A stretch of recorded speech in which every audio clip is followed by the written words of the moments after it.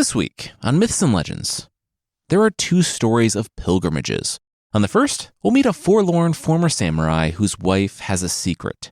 On the second, we'll see about doing whatever it takes for kindness. On the Creature of the Week, we'll learn how that coat you thought was made up of 1,000 tiny amphibian skins might actually be carcinogenic.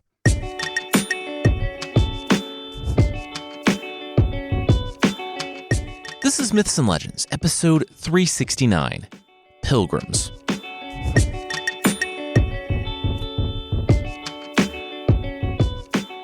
This is a podcast where we tell stories from mythology and folklore.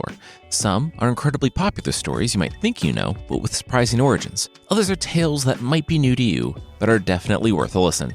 We are back in Japanese folklore with two stories of people on pilgrimages, but maybe not in the way you think. On the first, we'll see a man, a former samurai, grapple with an unforeseen problem.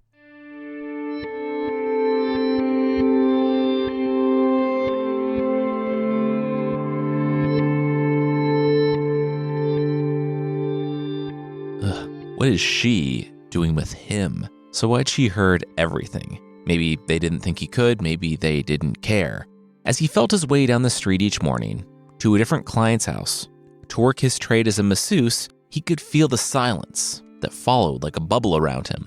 A lord doing this sort of work? He knew his wife was beautiful, yes, in the physical ways, but also in the ways that mattered. In the past few years, though, especially after the move to this village on the mountainside, they had been difficult. He hadn't been himself after the duel that took his eyes. He had once been confident, strong. He had always known death was a possibility. Sawaichi knew that that was the price of service to his lord, and he had always lived like he was already dead. He had never considered this. A slash across the face, and he fell. His challenger simply chuckled and left him there. His right eye was gone already. His left became infected. A few months later, all he could see were shadows, then nothing at all. He was despondent. He didn't need to leave Kyoto, but he wanted to. He had trained a lifetime to be a samurai. Still, he and Osato, his wife, needed to eat. So he needed to work. To make her go to work for both of them was like being afflicted twice. So he did what he must. It's a bit of a trope now, I guess, but the idea of a person who was blind being a masseuse was very prominent during the Tokugawa shogunate.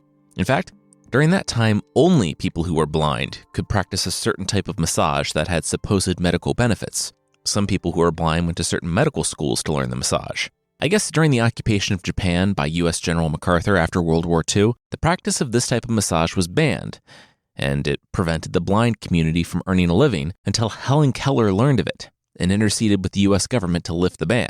Sawaichi, even though he had put himself through all of that to make a life, a new one, another one, it was not the life he had strived for, not the life he wanted. He had urged them to move from Kyoto, where he had grown up, from the capital, to the mountains.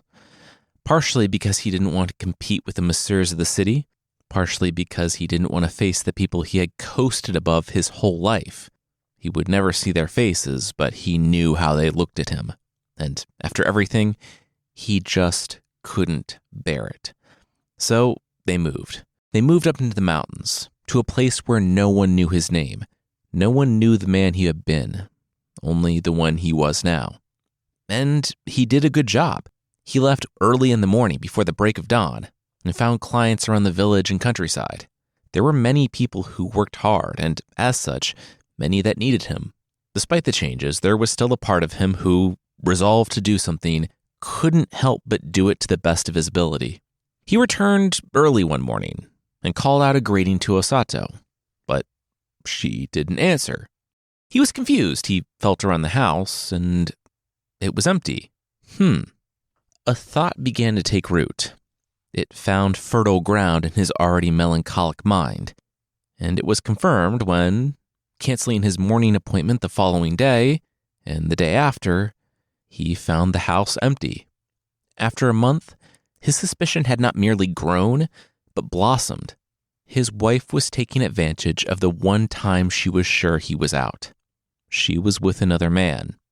The saddest thing was, he understood. He hadn't been himself after the accident. The story says he was as thin as the string of a shamisen. His face was scarred.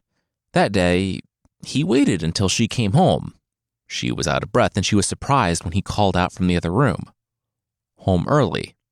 I understand, he said when she greeted him. He could smell the dewy sweat on her. He could hear her awkward smile as she repeated that she didn't know what he was talking about. I don't need to know who he is. I understand why. I'm only hurt that you would keep this from me. We have always been close. We were friends before we were lovers, and I've known you longer than I can remember. I understand that I'm different now, that this life was not what you were promised when we were married. I know why you would choose another. I will not be jealous, just please, don't lie to me. Soichi swallowed his tears. There was a long silence. I'm going to slap you now, he heard, and then he felt. His face stung. Why did she do that, and why warn him? She said the latter because it felt cruel to hit him without the warning. For the former, because what type of person did he think she was? He was her husband, no matter what. Even though they lived in poverty, even though she wasn't the wife of a samurai, she was still his wife. She would stay by his side, no matter what happened, no matter how much he changed. In this life and the next, she was with him. The tears fell from Soichi's eyes, but this time for a different reason. I'm not going to meet up with a lover. I'm leaving for you. It was then he learned of the temple far up in the mountain, Tsubasaka. She went there every morning to pray for his sight to return for him. She didn't want to tell him because she knew how much he was still dealing with. But if the gods were listening, and if they were kind, this was all she knew she could do. Soichi broke down, and Osato embraced him. They held each other for a long time until Soichi could speak. He said she prayed for him every day on this temple on a nearby mountain. He could feel her nod. Soichi's back straightened. He would like to go to this temple. Osato exhaled sharply. It was so far away, though. It was up in the mountains. The paths were narrow and difficult for someone who could see clearly. But Osato knew. She knew her husband. Like being a masseuse or a samurai before that, once he decided on a course of action, he followed it to the end. He always gave everything, and there would be no talking him out of this. If she didn't take him, he would find a way to go on his own. Yes, okay, Osato said.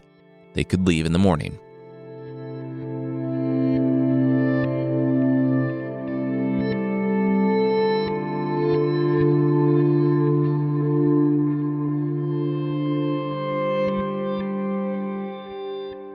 She always told him she didn't care if he could see or not, and that was the truth. What was the hardest was his despondency, having to give up on a dream he had worked his whole life to achieve because of one bad fight.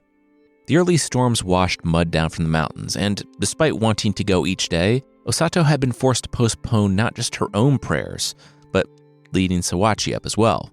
And Soichi was pensive. Anxiety churned within Osato, telling her that he didn't believe her, but he would see. When they made it up to the mountain temple, they knew her. He would hear the prayers she said for him. It would be okay. They could finally brave the mountain on the third day, after the rains. Their shoes would stick a bit in the mud, but they would find sure footing. Sorry, you have to be careful up ahead. You can't see it, but there's no side to the path. There's only sky. We're far up now, Osato warned. I'm always careful. Soichi strode forward, not a foot's width from the edge, yet unafraid. There was a reason for praying at Tsubasaka, Osato explained. Back in the reign of the 50th emperor, the emperor himself began to lose his sight.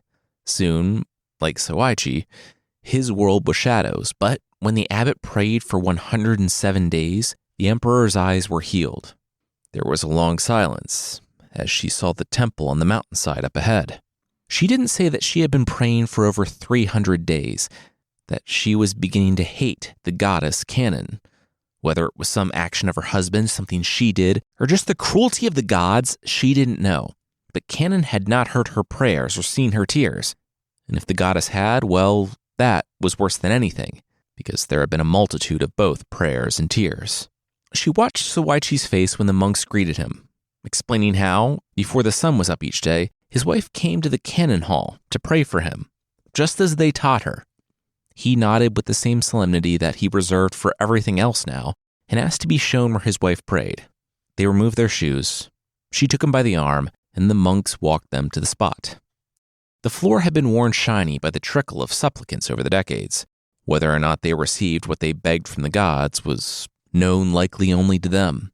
Sawaichi found the spot and lowered himself to his knees. He took a deep breath and asked his wife to kneel by his side. Could she teach him the prayer?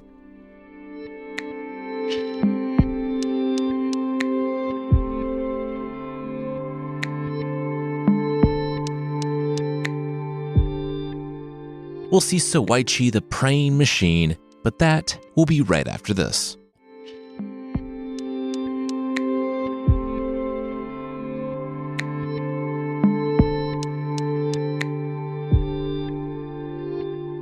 Sawaichi was a machine, a praying machine. She only usually prayed for a few hours and then left well before noon. Come nightfall, Sawaichi showed no sign of slowing. The chants continued into and through the night until the first light of the morning showed in the window to the right. Sawaichi stopped praying for the first time in nearly 20 hours to turn to his wife. The next 3 days would determine everything for them.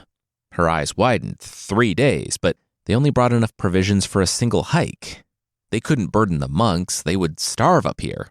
Sawaichi smiled the first smile Osato had seen in months, maybe longer. He said he felt good. He was optimistic. He had hope. Osato rose. She would be right back. He should follow this feeling, keep praying. She would be back with provisions. They would stay here for 3 days or 300, however long it took. He held out his hand and she gripped it. But she came close with a gentle pull. He put his hand on her face and smiled again. Thank you. Thank you for everything. I love you, Sawaichi said to his wife. She had cried a lot of tears in that temple, but these were the first tears of joy. She shuffled past the monks and ran down the mountain. The monks she passed listened to the chanting in the back part of the temple for roughly 20 more minutes when it stopped abruptly. There was a shuffling and a grunting and the click of a cane on the temple floor. Hey, is there anything we can get you? They asked Sawaichi as he walked past with purpose, his walking stick tapping the floor. Okay then, the monk said, as Sawaichi found his shoes and left the temple. After Sawaichi had left, they turned to each other. Should he be doing that?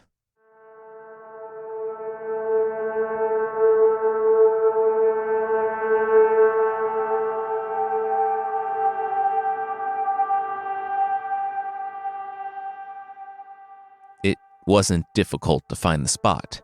He had counted paces on the way up to be sure, and he heard the thundering river below. He knew the monks hadn't followed, and Sawaichi had been listening for them. He took off his shoes and felt. She was kind. She was loving. He wouldn't do this to her anymore. He knew she was still beautiful. The people in the village marveled at her beauty. She was smart and infinitely curious and amazing. He wouldn't hold her back with how he was. His death might begin to repay his debt to her. Maybe in the next life, he would be different. When his toes curled over the edges of the rock, and his walking stick found only the open air, he knew he found the right place. He stepped back, set his walking stick down next to his shoes, and then stepped forward.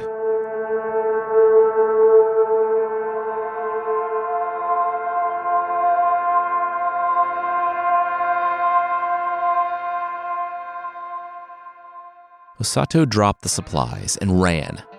The monks told her that Sawaichi had left, that he walked off by himself without a word. She hadn't passed him on the road.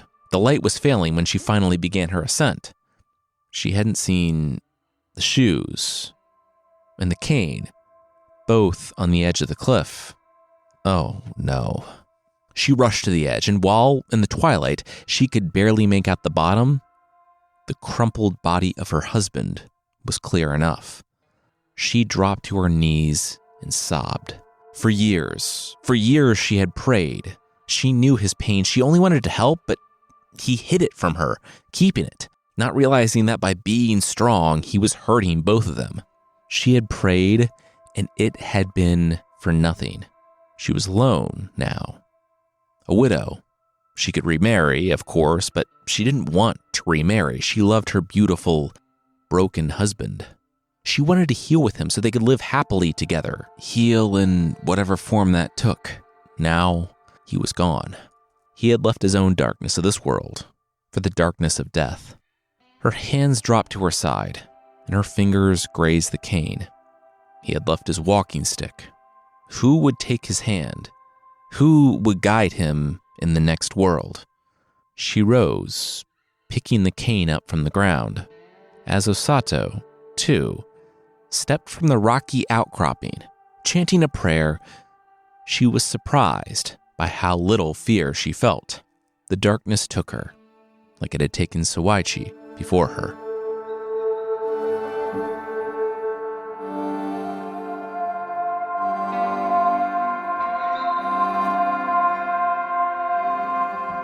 Osato, Sawaichi, come on, wake up. Sawaichi heard a booming voice command, clapping. Sawaichi rose to his feet. The river was quieter this morning.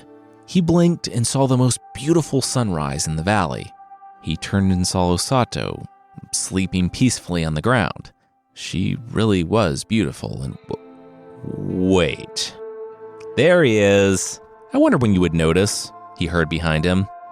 Running to shake Osato awake, Sawaichi knelt and saw Kannon, the bodhisattva, and in some places a goddess.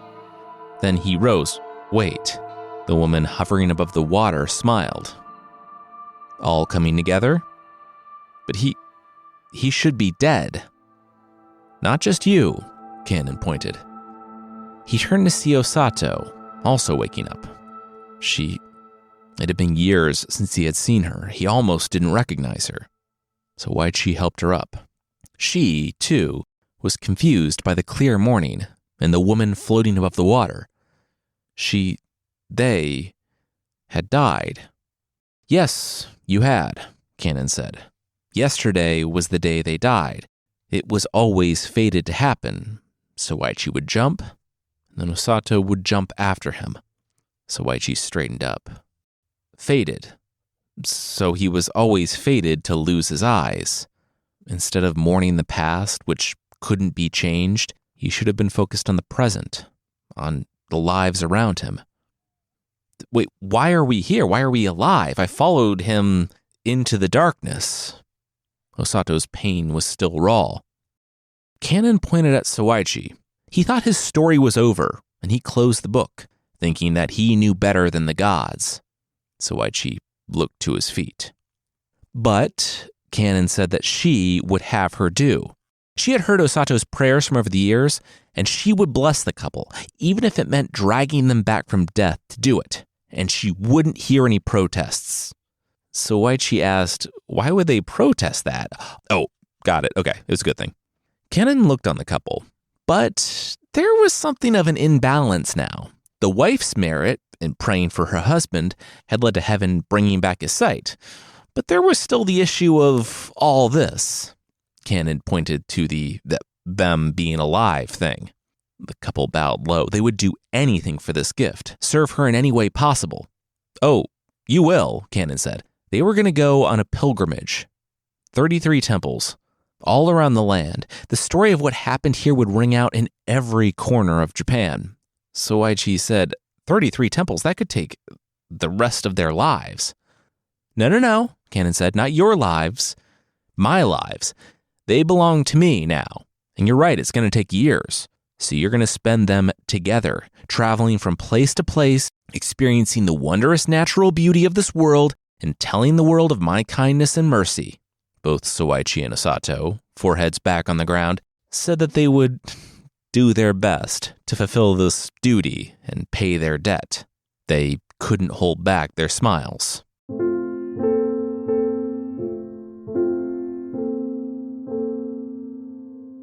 It was a tragedy. What happened to the couple that lived in the village, the people acknowledged.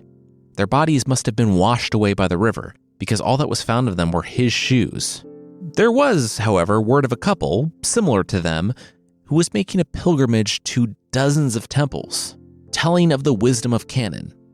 But the people agreed that that couldn't possibly be them, not only for the obvious reason that the man was capable of sight, but that they were so happy, vibrant, and full of life, appreciating each day, so different from the people who had lived in the village that there was no way they could be the same.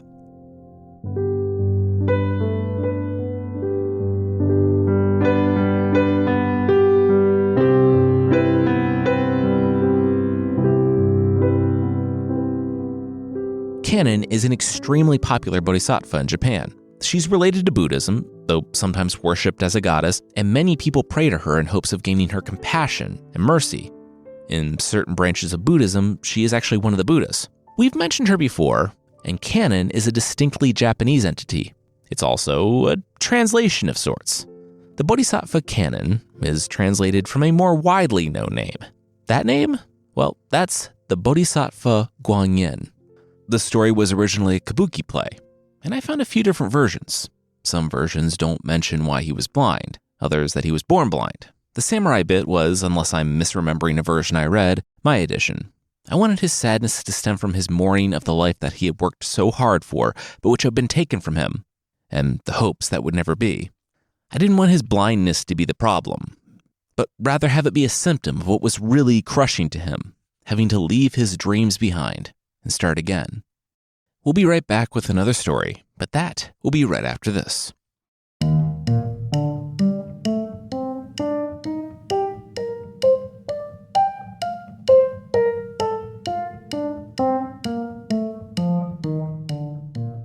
I know what you did, the medium whispered to the Shinto priest. The priest knew it. He was unclean, polluted. All of it had started with the best intentions. Nearly 3 months prior, the Shinto priest, the scholar, would make 100 pilgrimages, one each day, from his temple in Kyoto to the Hiei shrine. Maybe. There are a couple different versions of the story. In one, he's making the pilgrimage from Kyoto to the Hiei shrine, which is in modern-day Tokyo, unless there's a Hiei shrine I can't find in Kyoto.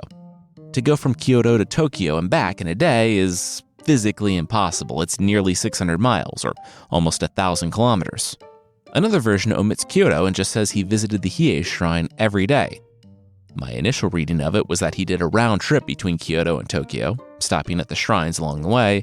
It all doesn't change the story in a big way, but it is confusing. We'll go with visiting the Hiei shrine every day and just leave Kyoto out of it. The priest would make the long walk, contemplating existence, feeling the flow of nature and the life in all things. The kami, the gods, all around him. He was happy. He was pure. Brimming with peace. On the morning of the 80th day, he began the walk to the Hiei shrine when there was a cry from the road ahead. The priest checked the position of the sun. It was getting close to midday and he's still at the shrine. The cry had devolved to sobbing at that point. The priest noticed how the road went right by the woman. Well, maybe she didn't need aid. Maybe she had just been cutting onions. "This is terrible, terrible," she cried out as he passed. He sighed. He asked, "Okay, what was the matter?" She waved her hands. No! She could see that he was a priest. She wouldn't burden him with this. "Oh, okay," the priest said, but couldn't take 3 more steps before the woman cried out that her mother had died. The priest froze. Kagare. Death, impurity, defilement. He stepped away from her. The kami, the gods, needed to be protected. He needed to be protected. If he stayed here much longer, he couldn't even keep his pilgrimage going. He could be defiled even being present in this place. But he saw the sorrow. The woman said her mother had been sick for so long, and this morning, she finally died. The woman didn't know what she was going to do with her mother's body. She needed help, but none of her neighbors could help her. All of them were avoiding her and her house. But you're a priest. I can't ask this of you. I know it's taboo. The woman looked down, forlorn. She just If her mother didn't get buried, she didn't know what she was going to do. The priest, seeing his pilgrimage fly away like grass on the wind, all of his peace and understanding, he took the woman's hand in his and said he would help. She led him inside. As far as I understand it, the process for a Shinto funeral is a lengthy one, and I listed one explanation in the show notes. But the role the priest took is to purify the ground and offer the prayers. He cleansed the house and offered comfort to the mourners, even though he feared taboo. When the sun came up the following day, he knew he had missed his visit to the shrine and defiled himself when he did so. Still, he walked. He continued on to the Hiei shrine, but there was a crowd today. That was unusual. He spotted someone. His heart began to beat faster. It was a medium. A medium stood at the temple, a medium that communicated the will and knowledge of the gods, the kami. And the gods knew that he was polluted, so that meant that she knew, and he would just wait a little ways off, a little farther, comfortably, in some bushes. "You there," the medium cried out. "You, priest." It was a shrine. There were so many priests. "You, priest hiding in the bushes." That could still be anybody. "The one who's pretending not to hear me." The priest pretended not to hear, but to his alarm, the voice grew louder, closer. "Hello, priest," the medium said. The priest swallowed. "Hi?" He tucked his hands in his robe, for fear that he would touch this person and defile her too. "I know what you did," the medium whispered in the priest's ear, and she beckoned him toward not the shrine, but a quiet spot in a grove. When the people saw that she wanted privacy, they dispersed. The priest touched his forehead to the ground and didn't look up, begging for forgiveness for the taboo, for exposing himself to death in Kagare. He was polluted. The woman rose. She said that she had been tasked by the gods with delivering their judgment, their decree, that he was good. It was all fine. The priest dared to look up, though he kept bowing. "What?" "Yeah, you're solid," she said. But he said he invited defilement, death. The priest still wasn't following. "Oh, yes. Always avoid defilement. Always.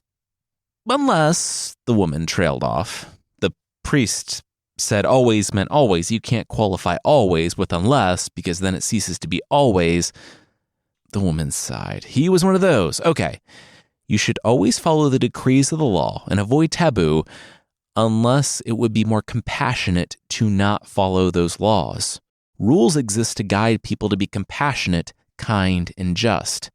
He broke his oath. He defiled himself, but it was out of deep mercy. It's not the rules that count. It's the person. She informed them that the gods had been watching him, seeing him wrestle with his defilement, but he would come to realize, according to the TED Ed version of the story I linked in the show notes, that contamination and corruption are two very different things. She then took his hands into her own, showing what she thought of his defilement. He thanked her. She cautioned him that this was really a lesson for a priest, though, and he should keep it to himself. He had great faith and training, but if regular people get it in their head that they can just disregard laws and common taboos in the name of what they see as justice, the whole thing kind of breaks down. Just keep it to yourself, maybe don't mention it on a podcast. The priest, relieved, was moved to tears. He finished his pilgrimage, and the story tells us that, after, he saw the spiritual beauty in all places, not just the serene or the sacred, and he was moved to acts of great compassion toward people, no matter the cost.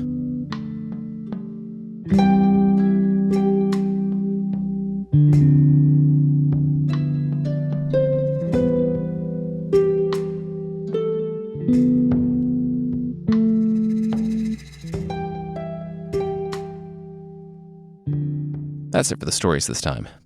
Next week, it's our first foray into fables, the ones told by the fabulous fabulist Aesop.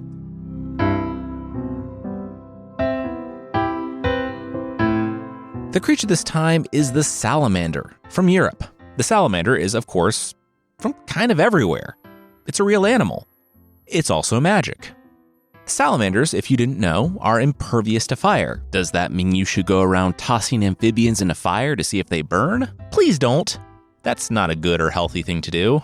And I'm not calling into question the blanket assertions of thousands of years of folklore, because I would never do anything like that. But there is a thought that the idea that salamanders are fireproof came from people tossing a log they found in the forest onto a fire. And because salamanders like to live in rotting logs, it ran out of the fire when things started heating up, leading people to believe that salamanders were fireproof. This goes all the way back to the 1st century, when Pliny, a Roman writer, claimed that the salamander was so intensely cold that it could extinguish fire on contact. Not sure who was putting out candles with living amphibians at the time to inspire that paragraph, but we'll move on, because them being able to extinguish fire is also probably why people skinned them. Salamanders are generally only 4 to 6 inches long, unless it's the deeply unnerving giant salamander. So I can't begin to imagine just how many salamanders it would take to make a cloak of salamander skin. Thankfully, I can't seem to find an image of a salamander skin cloak, which means that people either don't know about this totally real attribute of a common animal, they think it might be fake, who's to say, or they realize that even though the cloak might be fireproof, it's not insulated, so you're really just giving the dragon breathing fire at you a nice warm burrito. Catching salamanders was dangerous business though, because they were so poisonous that, by sitting on a tree, their poison would seep into the fruit of the tree and be able to kill anyone who ate of it. If they fell into a well and wanted to take a nice contained swim, the well water would poison anyone who drank it. Pope Alexander III reportedly had a salamander skin cloak, or so he thought. Later analysis showed that it was not made out of the possibly toxic salamander skins, but the absolutely toxic asbestos, something that was mistaken for salamander nest hair. So, actually, Pope Alexander III's cloak was both fireproof and toxic, but not for the reasons everyone thought.